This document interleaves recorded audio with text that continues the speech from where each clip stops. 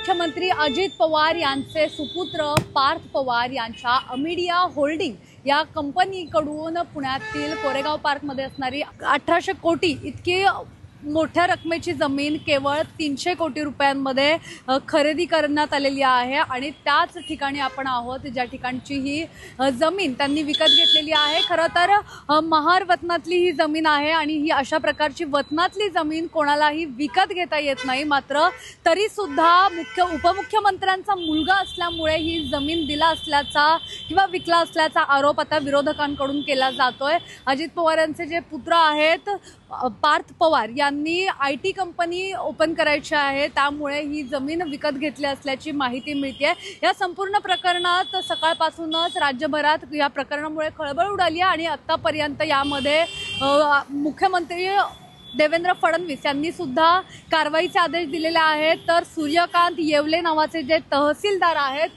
त्यांचं सुद्धा आता निलंबन करण्यात आलेलं आहे। पुण्यातील खरं तर उच्चभ्रू भाग म्हणून ज्या भागाला ओळखलं जातं अशा भागामध्ये म्हणजेच कोरेगाव पार्क मुंढवा परिसर जो आहे या भागामध्ये असणारी 1800 कोटी रुपयांची जमीन आता उपमुख्यमंत्र्यांच्या मुलाने लाटल्याचा प्रकार जो आहे तो समोर येतोय।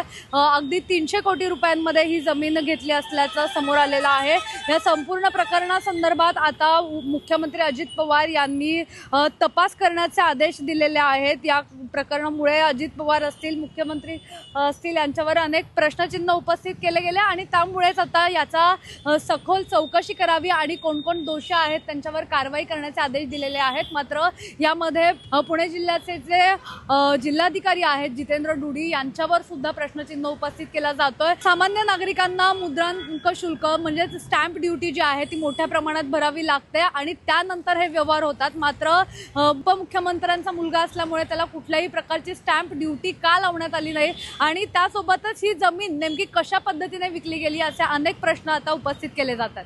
नेमका आता या प्रकरणात कोणाकोणावर कारवाई होते आणि चौकशीत नेमकं काय समोर येतं हे पाहणं महत्त्वाचं असणार आहे। पुण्याहून मोना यनपुरे, सिविक मिरर।